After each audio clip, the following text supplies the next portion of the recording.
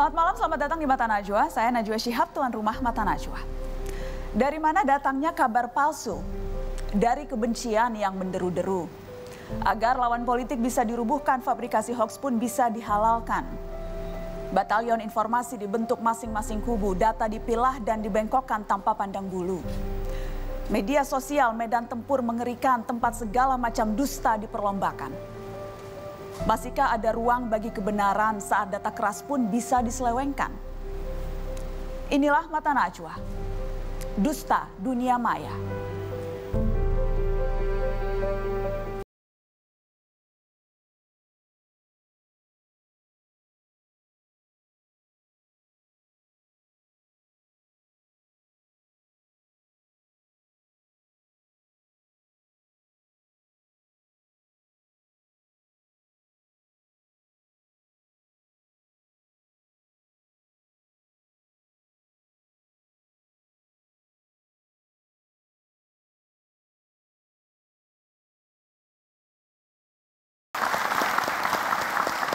Dalam 3 bulan terakhir, 20-an orang yang bergerilya di dunia maya ditangkap polisi. Dugaan menyebarkan berita bohong hingga ujaran kebencian, termasuk mereka yang dituding anggota jaringan Muslim Cyber Army.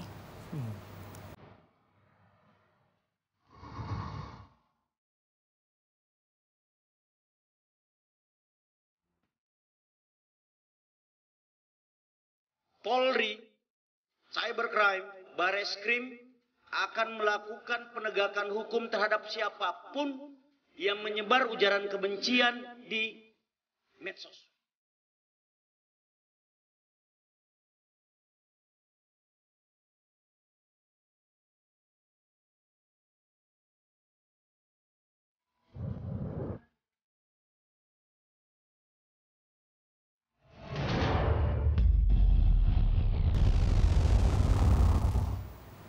Ya, mengawali perbincangan malam ini, Mata Najwa sudah terhubung dengan salah seorang anggota MCA yang masih aktif di lokasi yang tak bisa kami sebutkan, dan juga untuk menjaga kemurnian informasi kami akan samarkan identitasnya. Kami sudah samarkan identitasnya.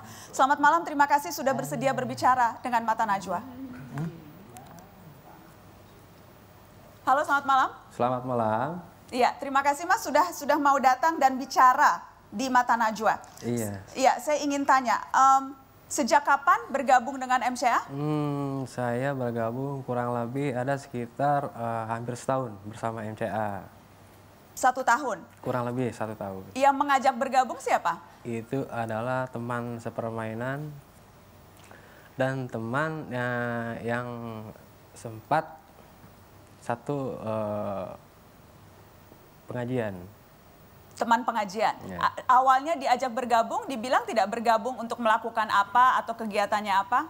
Iya, waktu pertama saya ditawari untuk bergabung, dia menjelaskan bahwa kita harus membela karena melihat postingan-postingan yang nggak berdasarkan dengan sesuai apa itu syariat Islam, dan karena ada pimpinan ulama, makanya saya dituntut untuk ikut berpartisipasi.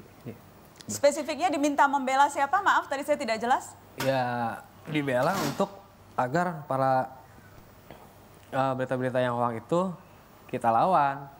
Membela siapa? Membela para ulama. Membela para ulama. Ya. Jadi tujuan awalnya disebutkan mengajak untuk membela ulama. Ya. Dengan cara apa tuh membelanya? Dengan cara kita melawan dengan informasi yang betul, bahwa berita-berita yang memojokkan ulama, yang menjatuhkan ulama itu tidak benar, dan kita menjelaskan harusnya seperti ini, seperti ini. Oke, ini sejak tahun lalu. Pemicunya apa tuh tahun lalu? Apakah pada saat rame-rame pilkada atau sebelum itu? Ya, yang lebih menggeliatnya dan rame di saat pilkada di DKI Jakarta. Pilkada Jakarta. Di zaman Ahok itu. Oke. Nah, jadi Anda masuk ke MCA itu, jadi Anda bergabungnya di mana nih? Apakah di Facebook atau di kelompok di WA Group atau di mana? Komunikasinya lewat cara apa? Saya di Facebook. Di Facebook? Facebook. Apa itu nama Facebooknya? Facebook siapa? Nama Facebook tempat Anda bergabung yang disebut MCA ini, nama akun Facebooknya apa? MCA 212. MCA 212. Betul. Masih ada sampai sekarang akun itu? Masih aktif sampai sekarang. Masih aktif. Anggotanya ada berapa banyak? Hampir 19.000 orang. Berapa, maaf? Hampir 19.000 orang. 19.000 orang, oke. Nah, jadi kalau sudah masuk MCA Group di akun Facebook itu, apa saja yang diharapkan dilakukan? Anda misalnya disuruh melakukan apa? Ya kalau saya di dalam grup tersebut, saya pertama mencermati dan melihat berita-berita yang berkembang, update gitu ya. Dan setelah itu saya memposting berita-berita yang benar dan ada datanya yang terjadi saat ini. Jadi yang memposting semua anggota boleh posting apapun di grup itu? Siapapun boleh memposting. Oke, biasanya apa tuh postingan-postingan yang muncul di situ? Di sini yang posting bermacam-macam ya, ada yang tentang Al-Quran, tentang kebaikan, ada tentang politik juga, tentang Bapak Jokowi juga yang diberitakan, ada tentang Syahil Akhir. Oke, contohnya tadi kalau yang postingan tentang Pak Jokowi tentang apa? Ya tentang kebijakan-kebijakannya yang dulu pernah dibicarakan yang belum terrealisasi sampai sekarang, seperti itu. Apa misalnya contohnya yang spesifik boleh ditunjukkan atau dibacakan, contohnya apa itu? Ya seperti banyak orang yang merasa sekarang ini di zaman Jokowi merasa sulit katanya.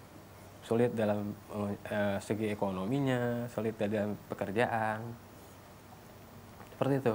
Jadi postingannya seperti apa tuh? Kalau kondisinya seperti itu dirasakan postingan tentang Presiden Jokowi yang seperti apa? Ya mereka menuntut janjinya untuk bagaimana Jokowi bisa memakmurkan. Oke, jadi semua orang bebas ya, tidak ada yang menentukan topiknya apa dan sebagainya, semuanya bebas memposting apapun? Bebas apapun, bisa. Oke, ada spesifik misalnya tentang ini, itu misalnya contoh-contohnya apa lagi? Yang saya cermati, semua apapun bisa diposting. Apapun dari segi pembahasan apapun, politik, agama, kesehatan, apapun bisa diposting di situ. Kalau soal agama apa misalnya? Soal agama ya seperti ya kemarin tentang statement Bapak Said itu yang tentang cadar itu. Bapak Said Agil? Iya betul. Apa postingannya tentang Pak Said Agil? Yang apa sih wacana cadar itu? Iya, jadi apa misalnya? Boleh dibacakan tidak spesifiknya? Ya seperti apa ya, bahwa cadar itu katanya yang saya tahu bukan budaya Indonesia, katanya budaya Arab. Oke, jadi mengutip pernyataan Pak Said Agil untuk ditaruh begitu? Betul. Oke, pernyataannya tapi itu pernyataan yang sudah ditelusuri betul itu disampaikan oleh yang bersangkutan? Nah kalau yang saya lihat, saya belum sampai seakurat itu. Saya hanya baru mencermati perkembangan-perkembangan yang terjadi saat itu gitu. Oke, jadi postingan-postingan itu tidak ada verifikasi, langsung posting-posting begitu saja? Iya betul, awalnya seperti itu. Oke, disebar juga tidak? Ada perintah untuk menyebarkan juga tidak postingan-postingan itu? Kalau pribadi saya tidak ada. Yang lain? Saya kurang tahu juga ya kalau yang lain ya. Oke. Perkembangannya sekarang tujuan MCA-nya itu berubah tidak dari yang awal tadi untuk membela ulama? Kalau saya melihat dari awal itu, kalau MCA-nya yang asli, yang bagus, dia istiqomah, tetap berada pada tracknya. Cuman yang saya melihat sekarang justru saya bingung, ini kenapa ada MCA lain, tapi yang keluar dari konteks. Jadi yang asli yang seperti apa? Yang asli, dia nggak ada unsur untuk politik, kepentingan apapun nggak ada. Yang penting yang asli itu dia hanya untuk meluruskan. Meluruskan apa? Meluruskan tentang seperti ada kaidah-kaidah Islam yang kurang, yang kayak Al-Maidah seperti itu, nah mereka meluruskan gitu. Kalau yang palsu? Ya kalau yang palsu mungkin Islam teroris lah, atau Islam radikalis lah, atau segala macam lah seperti itu. Oke, jadi bedanya ada di situ ya? Betul. Oke, kalau yang kemarin sempat ada beberapa ditangkap polisi, itu apa yang Anda ketahui atau apa yang terpantau dibicarakan di grup MCA Anda itu? Ya, saya kalau melihat yang kemarin seperti itu, saya melihat ini siapa gitu. Ini siapa kok mereka seperti ini gitu. Saya pun sebagai anggota MCA, saya pun bingung, ini siapa kok sampai luar biasa gitu. Beritanya seperti ini. Padahal kalau emang mereka berada di MCA yang benar, mereka nggak akan seperti itu. Oke, baik.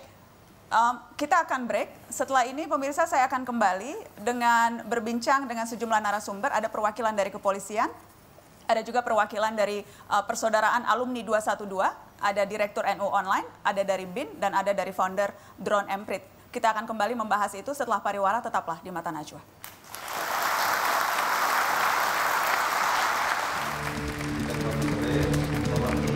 Peristiwa itu adalah rekayasa yang bersangkutan. Pres, silakan Anda bisa langsung menanyakan. Jadi ini betul tidak rekayasa, ya, bahwa dia sendiri yang melakukan, bahwa peristiwa itu adalah tidak benar. Nah, ke depan Polda akan memeriksa mendalam siapa yang, kalau memang dia menyuruh, siapa yang menyuruh.